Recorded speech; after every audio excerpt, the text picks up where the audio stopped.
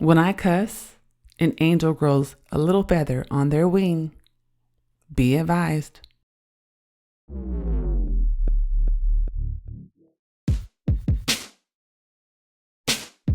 Hey y'all, I'm Jen.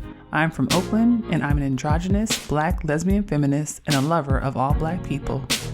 This is Daren. I'm an asexual novelist, researcher, and bona fide comic book fanatic from the whitest part of Southern California. Orange County. We're queer millennials with 3 kids and nearly 20 years of marriage.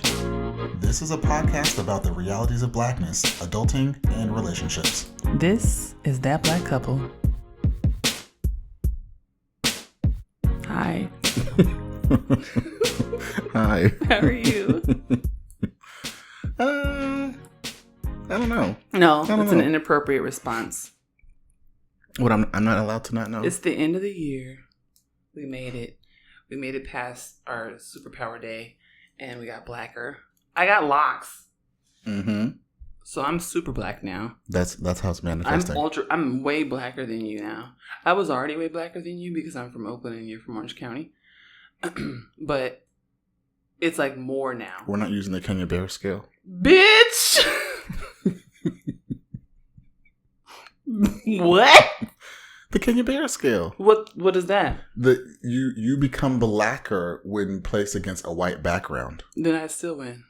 No, but see, I was against a white background, so my blackness quotient, it's like a handicap. You trying to say that because I was around black people, I would feel Kenya Barris's black test? I'm not saying that. That's exactly what you just said. No, I know it's a scale. So what it's like I said, it's like a handicap. Don't start stuttering now. You didn't open. You didn't start it now. Go ahead. I said it's like a handicap. It's like I get extra points. You know, like when people play golf and they're like not as good at golf. They're like, you need a handicap because you're just not as good. So we're just going to we're going to take some strokes off, you know, automatically. So because I was around white people, I feel like I'm due extra credit. I think the maths in this case, okay? Almost not the content out. So, listen. We've been together for 20 years. And that might be that If you had said that to me before we got married, we would have no children. My last name would be Logan. I ain't never heard no shit like that in my life. You came up with we came up with that together. We came up with that together. That was a joint effort, to be fair. You said, it's like when you put a piece of pepper in a salt shaker. But then you can't make it into a scale that you then, not Kenya Barris, asked for credit on. If I had a PhD, could I? Okay. I'm sorry, y'all. All right, Abram Kendi. Let me get started with this show because you ain't shit. Hi, everyone who got sense. This is the last episode of the year. Yay! Daren done lost his mind. Clearly, he trying to do something different in 2024. He about to have a Republican hairline. Wow. Season 5, episode 10, and we are here. I'm really excited.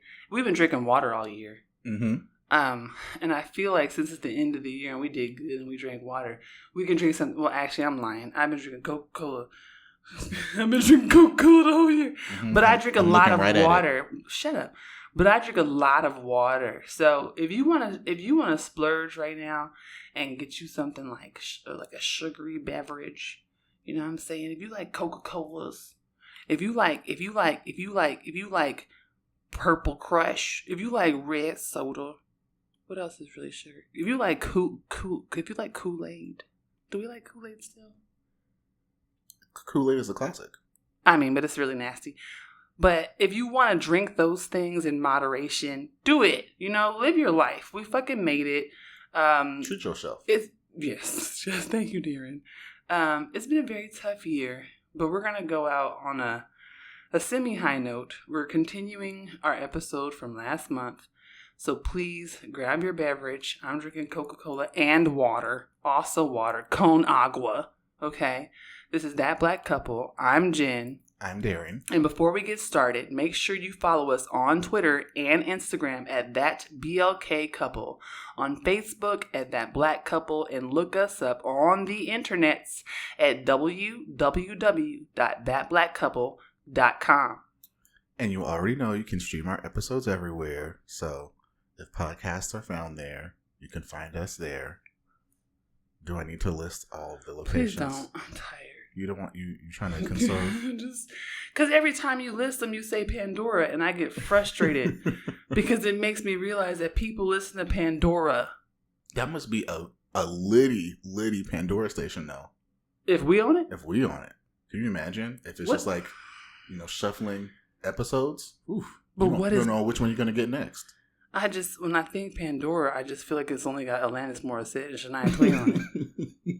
Do they have licensures with other... I don't know. Let me stop. Anyway, go ahead, Daren. You finish. Yeah, you can find us everywhere, including Pandora. And remember, Patreon subscribers get the extra content. It can only be found there. So subscribe at patreon.com. And in particular, don't we got a Kenya Barris episode on Patreon? We do. So if you want to dive deeper... It's like one of my favorite episodes. Yeah. You'll find it there. Yeah, there's some fun content on Patreon. Y'all should do that. Let's go. So let's start with first things first. I'm really excited. I'm like super excited because we're introducing someone today. Y'all know we do not have guests on this show because we don't like people. And this is a person who we like very, very much. I think Daren and this person like each other more than they like me, but it's okay. My partner, my baby's mother, the mother of my children, Jamelle, would you like to say hello to the people, Jamelle? Hey y'all. Hey y'all. How you gonna have a tiny voice? I'm so excited to be here. You are? I am. I'm excited to have you. It's my first time on a podcast. Ever? No. So I'm excited to introduce you. I think the people have wanted to meet you for a while. They've been seeing you on Instagram because we're a little slightly corny. Just a bit. Mm-hmm. And people who are longtime listeners of the podcast, I think, want more content that is personal from us, and we don't really be doing that. But we might start doing things a little bit differently going forward. So we do want to have more content that really thinks about our orientation to the world, being Black, being poly, being radical in our politics, and living that every single day. So that's why this episode today is about being poly for the holidays. It's a continuation from last month. And this time we're talking about what it's like to release people, to let people go. Last month we talked about chosen families, which is kind of related to that tangentially. But there is a component of this that's also about the healing part of ending certain relationships. Right. Yeah. I mean, because the whole point of the last episode was to say, don't feel obligated to spend the holidays with people just because they're your blood. If they're mistreating you, if they're terrible, if you can't stand it, if you're dreading it every year, do something different. Get your chosen family, the people that love you, that care for you, that are there to support you all the other days of the year, not just at the holidays. Spend your time with them and enjoy it, right? That's what the holidays really should be about. I absolutely agree. I think it might be helpful also for our listeners for us to talk about our holidays because we spent them all together. This is the first time ever that I think we've done this. Where we spent the whole family holiday season with all of our various pieces and partners, all the kids, the partners, and we came, down to Maryland for Thanksgiving, and y'all came up to see us for Christmas. So I think it's a particularly timely episode because we tried it, right? And we tried to take some intentional measures, right? To think about how we could really curate a season that felt good and that felt real and authentic and not performative. And I know, at least for me, there were times during this like last 2 months where I was kind of like, okay, you know what I'm saying? Like, I was kind of like, okay, I know that we are able to curate this kind of family if we want to, but it feels a little flippant. Like, it feels a little like unreal in some respects, because we are shirking a lot of the respectability, the expectations, the socialization that people want us to have as young Black folk who grew up in Christian and Christian adjacent households, right? Like, this is not the Christmas tradition that we are raised under. Mm-hmm. Mm-hmm. And that's kind of, I think, where I want to start talking, because we can talk about chosen family and ending relationships, but we got to, I think, also reflect first on what we did. I agree. And I feel the same way. Like, it felt like uncomfortable is not the word. It felt more like I think the way you said it, like it was kind of flippant of like, this is not what society says you're supposed to do. Like, especially being Black people, it's like, you know, Black people on holidays, we got a lot of rules and standards to follow. But I think what was helpful was to really just ground myself in the fact that this is what we chose, and we chose it for very particular reasons. And I think that helped to free up the enjoyment, right? To say, I'm not going to be tied to tradition for tradition's sake. I'm going to be tied to what feels good, what I enjoy, what makes me be happy about the holiday. Like, we're going to eat the foods that we want to eat. We're going to hang out with the people we want to hang out with. We're going to see the movies we want to see. That's what we're going to do, right? And it's one thing to try and live that way during the year. It's another thing, especially during the holidays, when it's so intense and it's so focused and it's so much like society screaming at everyone of this is what you're supposed to have, this is what it's supposed to be, to do something different. And I was very happy and very pleased with how everything went, because, you know, I'm a traditional nigga. I like to know what's going to happen. I like to have everything in this place and have it go the same way every time, right? And I feel like we set out with a plan that was curated based upon what we, I guess, would say, have cherry picked from the traditions that we actually like. Those things that actually do matter for us and are nourishing and meaningful. And then letting go of the other stuff because it's unnecessary. And that I think has made this whole holiday season successful feels like the wrong word, but it felt meaningful, and it felt warm, and it felt natural, and it felt comfortable. It felt right. Yeah, like it like this was good in a way that I feel like I haven't really had in a long time. I think that's the payoff. You know, when we talk about letting things go and letting some of the traditions go that we've always been accustomed to, I think a part of that is intention, and it's building new constructs intentionally. You know, there's a relationship, there are feelings that we have associated with past traditions, and that's why sometimes they're very hard to let go.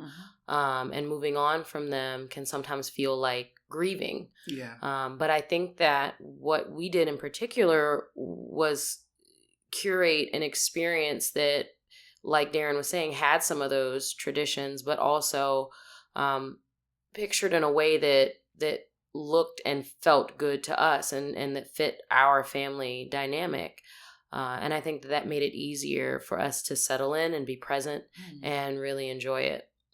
I love that. So I feel like this is the academic in me is like, doing the whole, what I'm hearing here is, right? Like, I think the episode we thought about letting go of people, like releasing people. But I think a lot of this also, right, is like when you curate a chosen family, when you curate an environment of people around you and an ecosystem around you, you're not just letting go of people, you're letting go of habits, you're letting go of expectations, obligations, previously held boundaries. Like there's a whole, grief is the word, right?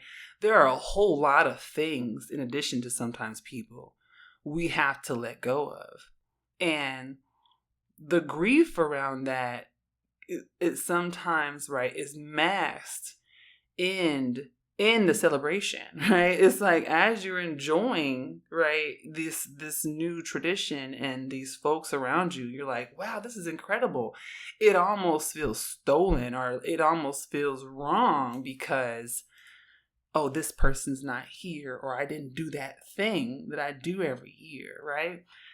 And I mean, I got over that shit real quick this year, but like I did notice that for each of us and for the kids, right? There were things we were like, oh, I want to do that. Like for me, it was the wishbone and the turkey, right? I was like, I really want to do this with the boys, you know? And bringing y'all into that tradition that I've done since I was a child, right? My mom and dad did that with me when I was a baby, you know? And it's meaningful for me. It's small. It's not a big deal. But I want all my children, I want all my family to be a part of that, you know? And it made something new feel like something old. Yeah. You know? And I think that's been really cool. And that, I think, has healed some of the grief too. Realizing that I don't have to let go of everything. There are some things I can bring with me. I should bring with me because they're mine. We rebuild new traditions. Right. It's like you were saying, letting go is a big part of it, but also embracing the newness. It's kind of, two sides of the same coin. It's like the abolitionist ethos, right? Because we always talk about tearing down, but people don't understand that inherent to tearing down is building up. Building up. Right? So it's like, you know what I'm saying? I think we talk so much about the releasing and the letting go, but what is on the other side of that is building, absolutely. And I feel like I don't want this episode to start off with this kind of like negative connotation around like getting rid of folks or disposing of people or anything like that. It's not about that. It's about like a self-reclamation in the process of finding ways to fully articulate the parts of our history and our body is this archive, right, of experiences, and extracting the pieces that feel fulfilling. Right? That's not a bad thing. And if some people can't come, that's okay. And maybe they can come at another time. But not right now. Not right now. Because it's not required. It's not required. This podcast is supported by generous donations from our patrons and listeners. Become a supporter today by heading to www.patreon.com/othercombosmedia. You can stream the show on iTunes, Spotify, Stitcher, Google Podcasts, and SoundCloud. When you listen, please consider hitting that heart button, sharing, giving us a 5-star rating, and leaving some dope comments. This helps us with our page rankings and gets more listeners for the show. Thank you so much. We back. We are back. This is hilariously fun. I love this. That black throuple. Oh my God. Wow. Oh my God. I just said that black throuple. Wow. That black throuple. Oh my God. Okay, I'm sorry. I'm going to sit back. Let me be quiet. She's very high, y'all. She's very high. I'm just saying. We're not even halfway through. I'm just saying. It just rolled off the tongue. Does it? That black couple. That black throuple. We like I said, we're about embracing. I'm sorry. Let's get back on topic. And we're getting back on topic. It just popped in my head. And it's amazing because we've been together for a long time. And it has never popped in my head. In a whole year? No, not once. Wow. How did that happen? It makes sense. Has the moment passed, or are you still? No, You my still head feeling is it? exploding. It's still going. Okay. What was this? Grape cream cake. Premium New York grown. Wow. So happy to be here, everyone. Wow. Okay, go ahead. This Finish is the gonna show. come. This is gonna come back later. I know. I know it's going to. It's not going. It absolutely It's still is. here. It's gonna come back. So here. I'm gonna talk about stats because it's time for the conversation. Because we're back. We are back, And we are being serious because we are adults. I know it's still hitting you. I know, but just sit with it for a little bit while I go through. Let it marinate. The things that I looked up, and we'll see. We'll see where you end up. Okay, so yes, so I was really interested when we were talking about chosen families and talking about letting people go and kind of building the life that you want to live and all that type of stuff. And I was like really interested to get some stats around kind of how people have been living their lives during the holidays. And the first thing that stuck out to me is USA Today did a survey. And the survey, I think it was like 1,000 people or something. And nearly 85% of the people they surveyed admitted to lying or coming up with an excuse to get out of a family holiday. Oh my God. That is awful. Nearly 85%. Nigga, just don't go. But I mean, that tells you a lot. Basically, almost everybody's like, I don't be fucking with my family all the time. Wow. Sometimes I can't. Sometimes I don't have it, right? Which, goes to exactly what we're talking about today. Sometimes you might need to let them go. If you find yourself having to lie, come up with excuses, having to accidentally double book yourself. And also, let's be clear here. Like, surveys are notorious for not capturing the truth because people don't want to tell surveyors if it's a bad thing about themselves. They don't want to tell. So if 85% of the people surveyed were willing to say, yeah, I be lying, it's probably higher. Mm-hmm. It's probably closer to 95%. Almost all of us is like, I don't want to go. Mm-hmm. Like that's when you say 85%, I'm like, well, okay, so who actually is excited? One girl named Becky. Yeah. The one that put the raisins in the potato salad. I'm trying to tell she's you. Really excited to show it off. And then apples on that ham. Mm-hmm. Yep. They always putting apples and raisins on things. It's too much. And Vienna sausages. Oh, God. I did see some with Vienna sausages. I was like, why? Okay. But, that's another reason why you want to, curate those around you. And so, yeah, I looked up a couple of different surveys. Another survey said that nearly a fifth of Americans this year celebrated Friendsgiving, which is really high. Mm-hmm. Now, that was, amongst everyone. You break it down by age. Nearly a quarter of Gen Z adults, that's those 18 to 24, have either celebrated Friendsgiving this year or are planning to do something like that. Okay. So it's overrepresented by young people, which makes sense. Yep. Younger millennials, those 25 to 34, about 22% were doing Friendsgiving. People 35 and older, only 17%. Wow. Right. And again, this just, I love when a stat... I love when a stat just aligns with what your hypothesis is. And the hypothesis has been, especially on this podcast over the years, is that as the youth are coming up, we are making different choices. We are choosing different things. We are saying, no, I'm not going to do that. I'm not going to hang out with you. I'm not going to come to the party because you suck and you're terrible. I'm going to be over here where I'm cared for and loved. And again, the same idea of people are getting queerer and people are more accepting of their identities and being more out and open about it, right? That also follows this trend, right? Is that also generally comes with not wanting to fuck around with you no more and wanting to do something their own way. Another survey I found said that nearly half, it was about 46% of respondents, have experienced a heated argument during the holidays. See, I'm not coming. That's another reason, right? That's another reason we don't want to show up, right? 50% of Gen Zers say they have experienced a heated family argument during a holiday gathering. 17% have lost touch with a relative because of that argument. Wow. 15% of millennials have lost touch with relatives for the same reason. And this survey I thought was so interesting, and I feel like it was a little messy that they even did this, but they asked them what some of the most offensive questions were that people had asked them. The most offensive ones were, have you lost or gained weight? Oh, man. Why are you still single? Good Lord. When are you getting a job? And when are you having kids? Wow, I've heard all of these. Mm-hmm. And that's why I thought it was so messy, because I was like, these are the things that we hear. We hear these all the time. Right. And people are sick and tired.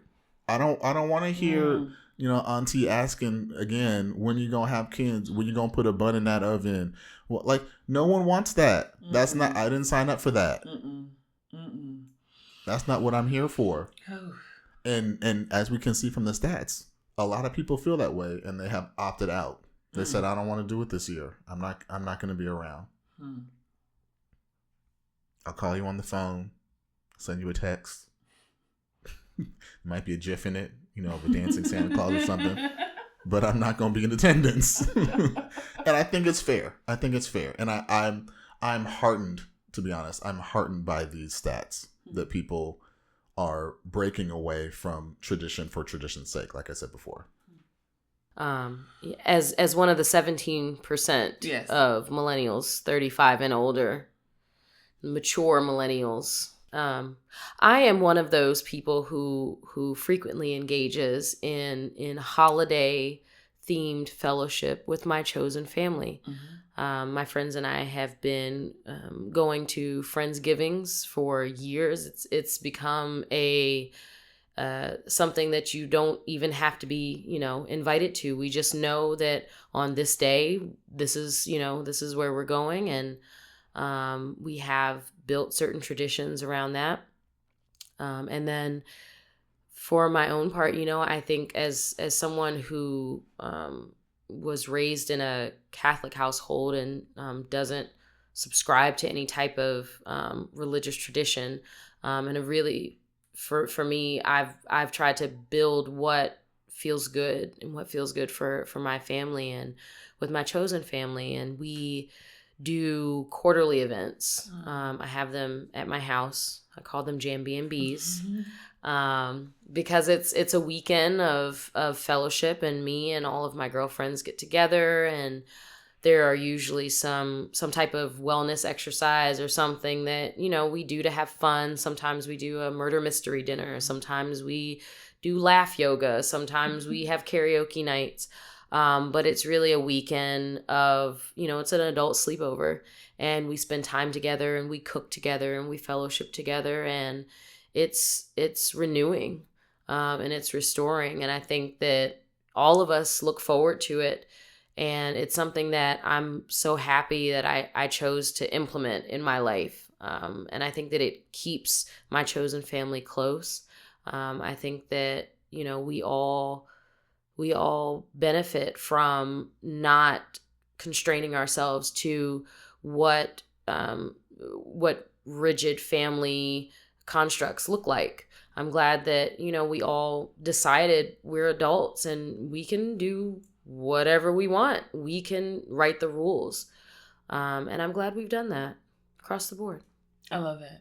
And I think it's one thing that I think we don't talk about is that it takes courage to do that, because it's not popular to not be around your family. Right. There's a lot of pushback when you choose people who, as folks say in the Black community, are not related to you by blood, right? There's this expectation that people who are kin, people who have blood relation, have carte blanche, right? That they can kind of cross boundaries, ask those questions. When you gonna lose some weight? Why you ain't got no kids? You still ain't got no job? When you gonna back up off that table? Like, all these questions, for me at least, have come from that like family matriarch or patriarch who you respect, and you can't say anything back, right? Because they're like a war veteran, you know what I'm saying?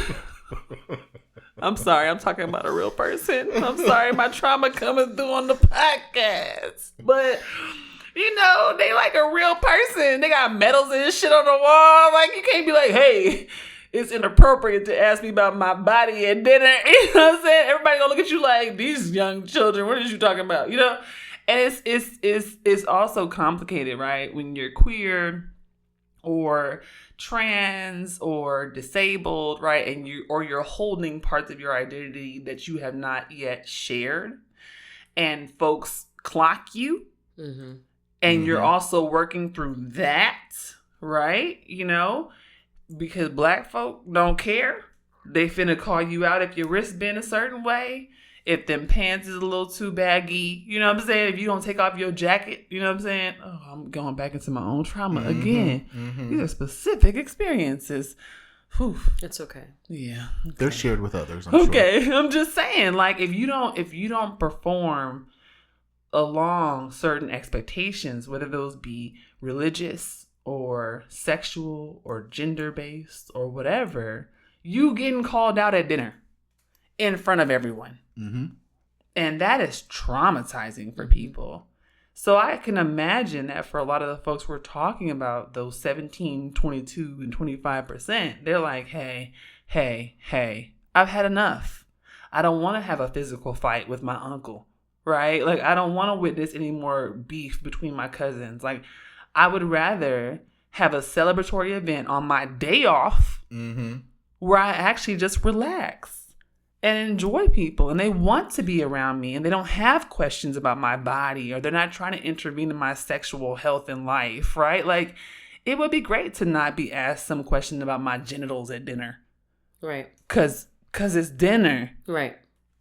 And that's weird. But that's where we get to letting people go, right? Yeah. Because I'm not an advocate of just cutting everybody off. I don't think that's necessarily the right way to go. I am. I'm just kidding. You're not kidding. No. You're not kidding. No. But there's you know, we talk about it all the time. It's about boundaries, right? If you are a boundary crosser, right, that might be the sign that you are someone who needs to be cut off, right?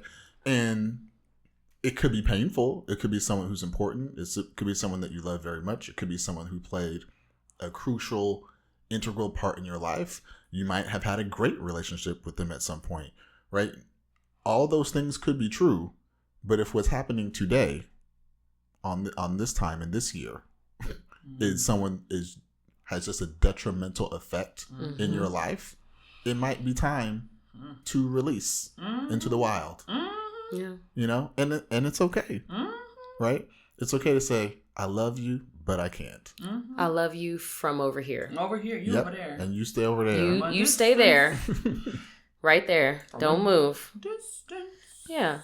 I think that making that decision got a lot easier when I became a parent. I think that, you know, I'm a very big advocate of like walk it like I talk it when it comes to raising children. And I think that I cannot teach my kids to demand respect and to have boundaries if I'm not giving them an example of how that looks. If I can't effectively apply it to my life in relationships. And I think that being able to set that example made it a lot easier for me to step away from certain people if I felt like they didn't have my best interests at heart, if I felt like they were unworthy of the privilege of my friendship. And it's all right. It doesn't change the good things that were shared. It doesn't change things that you think of fondly in the past.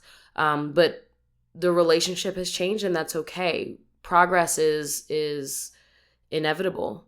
And so we have to choose how we're moving forward. And sometimes that's further apart from people than we used to be.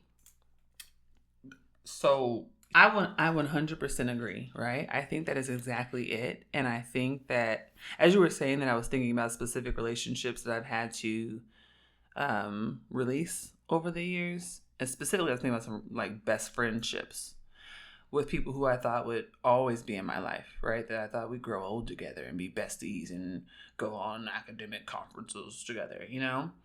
And, you know, because my boundaries back then were so flimsy, I was willing to accept certain treatment that was really beneath me, right? And so when you said people who don't deserve the privilege of my friendship, I was like, oh shit, right? Because that is a lesson I think a lot of us have to learn, right? Because as children, we're taught, oh, everybody can be a friend. Oh, just be friends, kids. And then you get stuck in these classrooms with these fucking weird ass kids. Some of them racist, you know what I'm saying? They got boogers on their hands. And they're like, hold hands and get in line. And they just force you to be around people who you are not comfortable with. We are still from the generation of kids who were expected to hug people we didn't want to hug. Mm-hmm. Right. I have many an experience with men at church who I had to hug, who would leave their nasty like sweat and like kisses on my cheeks and stuff. You know what I'm saying? I'm like, stop kissing me. I'm 11. You know what I'm saying? So we are still, you know, working through that and teaching our children, you don't have to do that. Right. But we are still working through building up our boundaries and learning how to honor ourselves after being socialized that our bodies belonged to adults. Right. And to other people, Mm-hmm. you know, and for some people to men, right?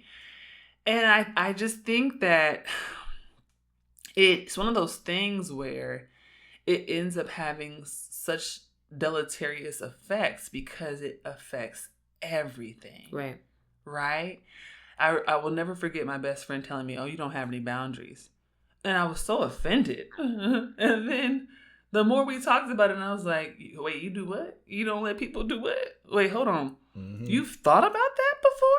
There were things I had never considered that I had a voice in. You know what I'm saying? Yeah. That were absolutely about my person, my physical person. Right. And I didn't know I could tell people, don't touch me like that. Don't engage with my body like that. I don't like it. Because I had never been taught that. Right. Like, that's wild. And we go to our family home for the holidays, and we got that weird uncle or that inappropriate auntie who be breaching up in people's shorts and stuff, saying, your shorts too little. Look what I can do. If I can reach in here, a boy can reach in there. Another real experience. Real experience, yeah. You know? And it's like, they do it in front of everybody. It's humiliating for little girls. It's Right. humiliating for little children, you know? And I think that that's something I think when we talk about releasing, we are releasing those feelings too. Mm-hmm. Like, we are releasing the fact that every time we get that family text that says, come on Sunday at 4, that wave of memories and all the trauma, so it comes back every time. Thinking about having to see those people, we relive all that shit every time. Right. That's also what we are releasing by spending time with our friends who want to be around us. And because they want to know our boundaries. They want to know how to love us properly. Right. They're excited to get more information about how to treat us right. Like, that's dope. That's how it's supposed to be. That's how it's supposed to be. But we're not raised that way. Well, and I'll tell you this, because, Jamelle, you said a word about, like, modeling behavior Right. for your kids. And I am in the process, full disclosure, I am in the process of releasing my father. I'm right dead in the center of it. Like, it's here. And one of the things that helped me get to this point in coming to that realization was my own child. Right? Because we have raised our kids like, set your boundaries. If they're mistreating you, if you don't like it, if it don't feel good, let it go, all that type of stuff. And one of the things that he did is he was like, I don't want to talk to him no more. Like, said it to my face, right? And I think back to, like, when we were getting raised, like, if I had said that to a parent, they would have been like, you don't have a choice in that. Right. That would have been the response. Would be like, option. are you fucking kidding me? Yes, you are going to talk to them. That's your grandfather. It's required, right? But him saying that to me and us modeling that behavior for him and him then reflecting it back was like, oh shit. this works. Yeah. You can set those boundaries. And then like there's, like you said, there's a weird thing with your kids where it's like a mirror. Yeah. Where you see yourself reflected back at that age. And it's a really, really sometimes tough way to evaluate what you went through and what you were thinking about and who you were when you were at that age. And you can see things that you've learned and now, sewn back into your kids and how they are handling it better than you would have, or in a healthier space than you were. And then it makes you have to interrogate yourself as an adult. Like it's a lot. It's coming from all angles. And that's, like I said, that's what really got me to a point where I was like, yeah, no. Yeah. It's not required. Like he made it so clean, so basic, so simple to just say, I don't want to no more. Yeah. And that, like, it wasn't like I feel bad, or no, it was like a full-throated, like, this is where I am. This is a boundary for me. Here are the reasons why the boundary exists. Right. 1, 2, 3. That's exactly it. Yep. And you're like, well, shit. Can't argue with you on that. Nope. Yep. Evidence A, B, and C. Because you only needed that. I have an encyclopedia of reasons. Right. And I'm still keeping these people around. Right. You had 3 bullet points and you said done. And I'm like, shit, I really need to I need to be a better model. I need to do more of the things that I'm teaching you. I need to do a better job with that. Yeah. Mm-hmm. It takes a lot of courage though, right? I think that people our age, people older than us who have been more indoctrinated, in the importance and the significance of these traditions and the importance and the significance of, this kind of paternalized hierarchy of the Black family. And we've internalized a lot of misogyny and a lot of sexism and a lot of homophobia also in these traditions. But, because we're talking about people that have been in our lives the entire time, it takes a lot of courage to step away from that. It takes a lot of courage and a lot of work and a lot of intention. Because sometimes when you say, no, I'm not coming, it comes with a whole flood of things, in my experience, distancing myself, from a family member brought a lot more than I expected in terms of backlash. And I think that there's a lot that goes into that, and then there's a lot as the person who says no.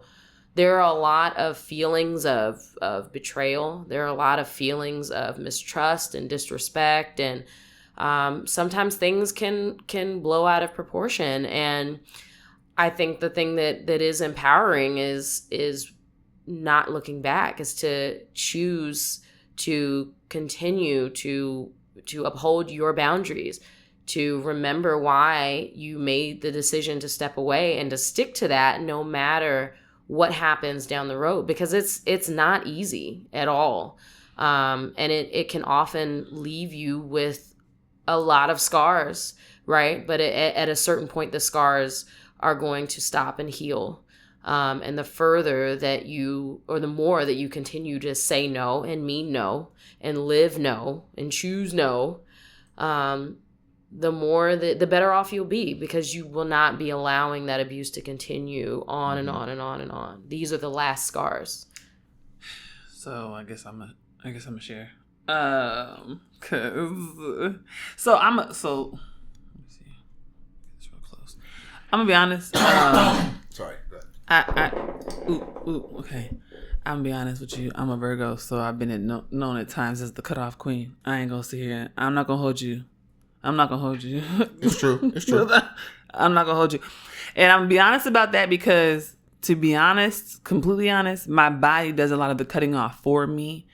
And I'm grateful for it, but it's also very hard. It's a hard way to live. And so I say that as somebody who has had to work. I've had to work to not do that. I've had to work to interrogate that, because like cutting people off is not cute, right? And as a person who does not believe that black people are in any way disposable, you got to be real fucked up for me to be like, hey, I'm not fucking with you, right?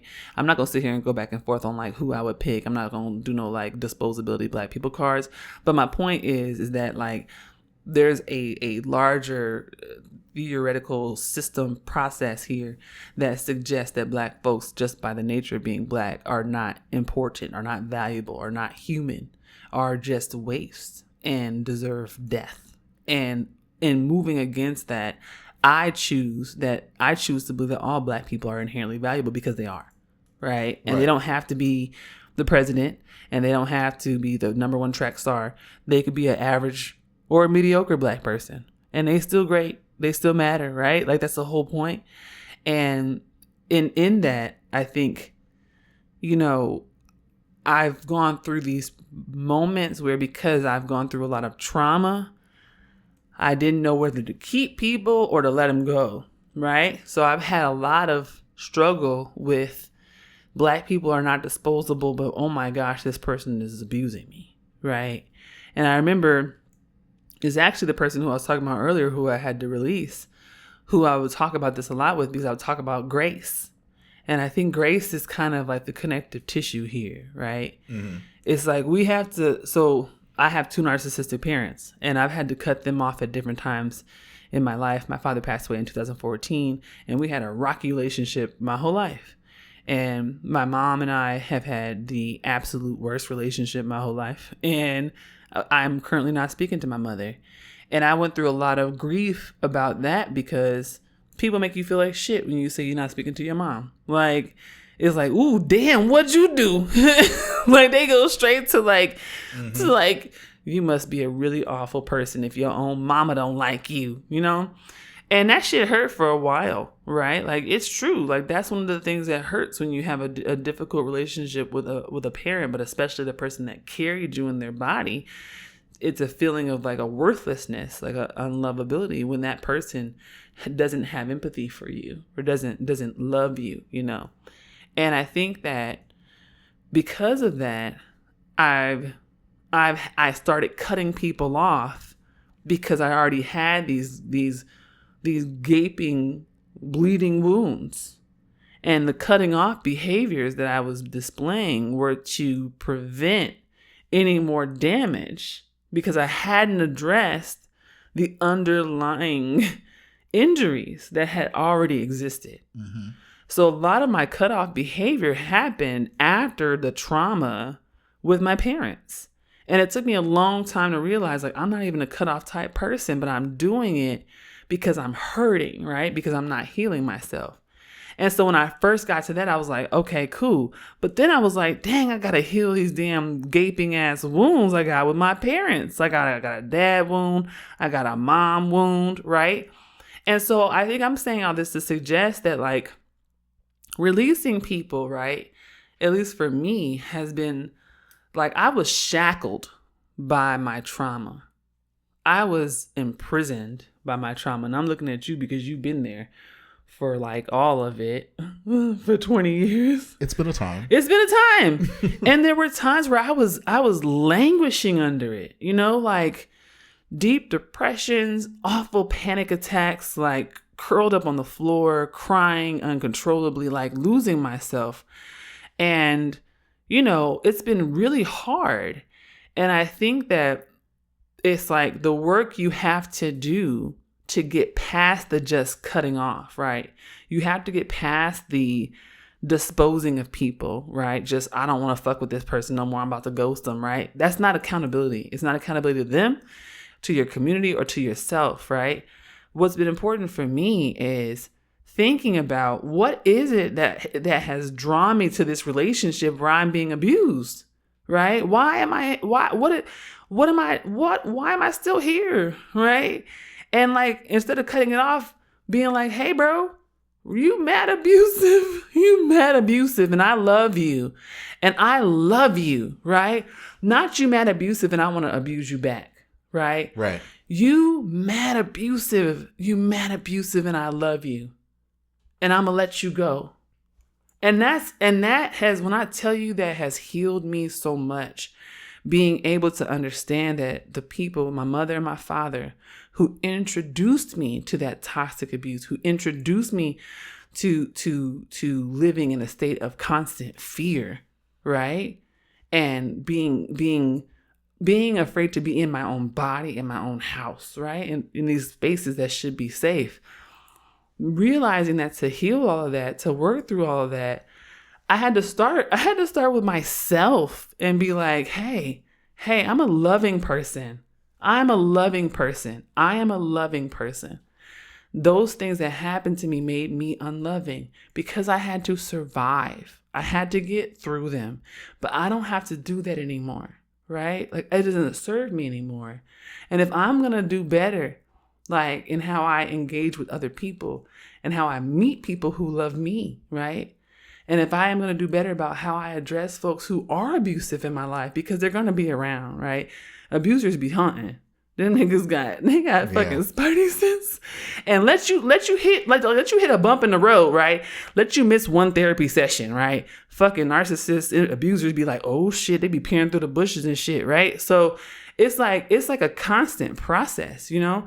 But I think that what we have to think about when we talk about releasing it's not always about cutting niggas off. It's not about just releasing people. We have to release ourselves, right? We have to release ourselves from the prison. Like, when I tell you, the prison of holding all of that grief, holding all of those injuries, holding all of that unhealed trauma.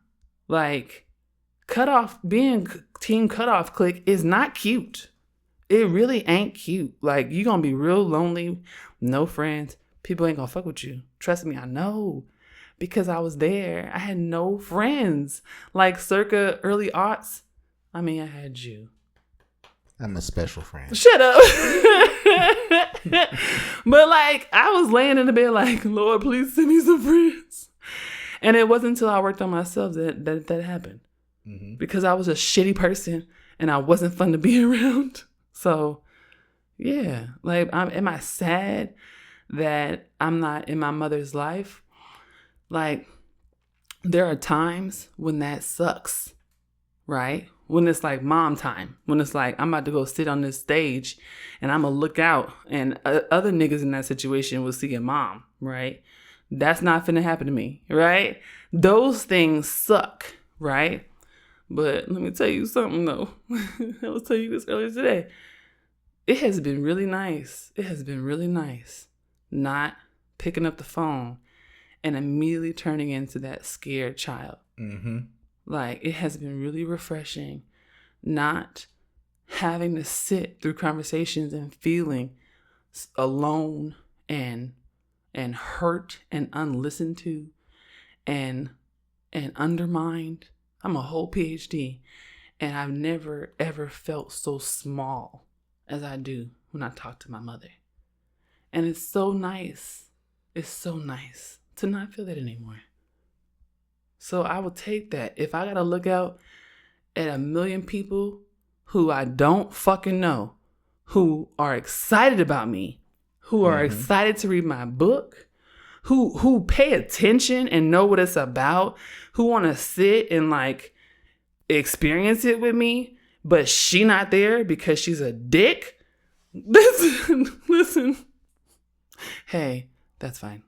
But that's the scary part, right? You know, those are the consequences that Jamelle was talking about. Like, that's the backlash. You know, it's not like I'm letting everything go. Woo! Nah. No, there's a dark side and there's some unknowns there, but is it worth it? Yeah.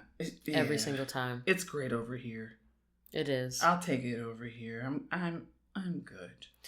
I've never been happier than when I started saying no and meaning it. Mm-hmm.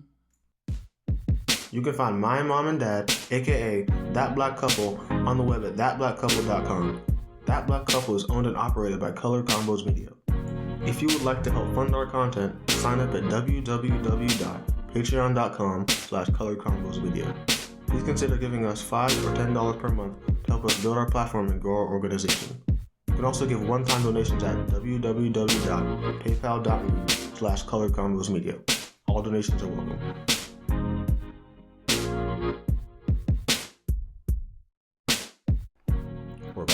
We are back with the reflection. This is fun.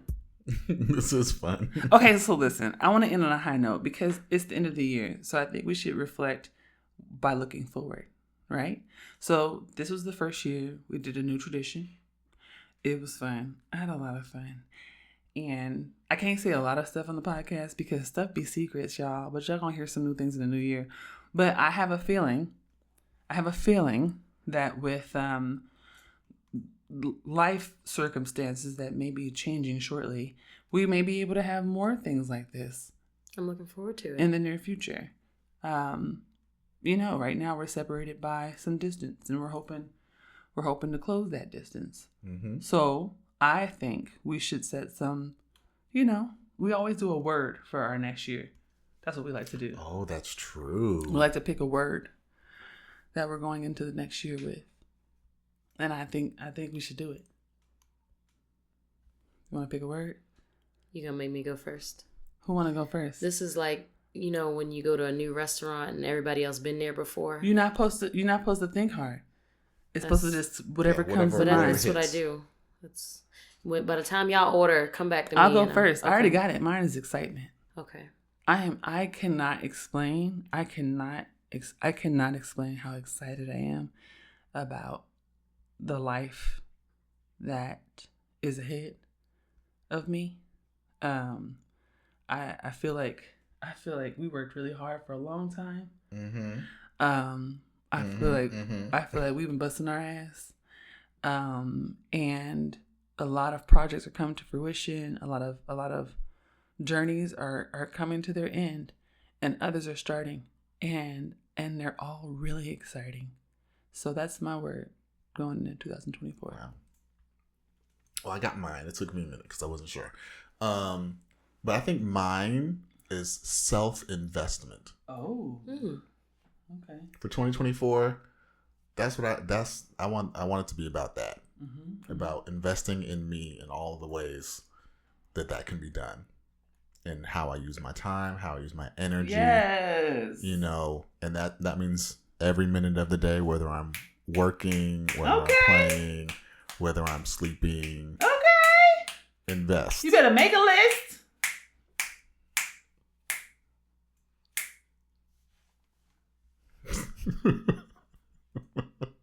Sorry.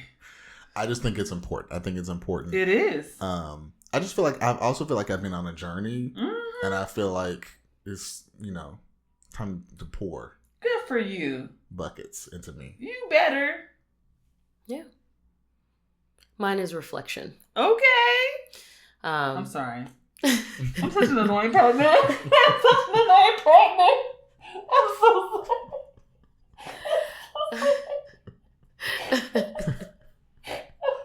I felt it that time. So you're like, I bought a new shirt. Okay. You're a great cheerleader. Yes. I'm sorry. Great support. Yeah, you Amazing. finish. I'm Yes. sorry. I'm gonna be quiet. It's okay. Great. I appreciate the enthusiasm. No, mine is reflection. And I think it's not even so much reflection in the standard sense. To me, all of the things that I've done, all of the hard work that I've put in, all of the growth that I've accomplished in 2023, I'm just gonna brag. 2023 was a big year of growth for me. I took a lot of courageous, a lot of very brave steps. They have paid off marvelously. And so when I say reflection, I mean the things that I've worked for, I want them to start appearing back to me. And I'm looking at, I want to be able to look at myself and see the ways that I've grown and see the benefits of choosing that growth and pursuing that growth come back to me. So that's what's in the cards for me for 2024. I like it. I like a snap. You snap it on the inside. Snapping on the inside. It's great for sound. I love you niggas so much. Sorry, my face hurts. But I will say this. I think we have been doing this for a couple of years. I think it's a good practice for everybody to do. This is amazing. I think reflecting on your year and then looking forward to kind of where you want to be. Like, to me, I'm not a big, like, New Year's resolution thing. I feel like that's, whatever. But I feel like really having intention setting for the new year is different. Yeah. And I think that's a definite good practice for everyone to do. Oh, I love it here. I'm sorry. And scene. This has been a production of That Black Throuple. Bye.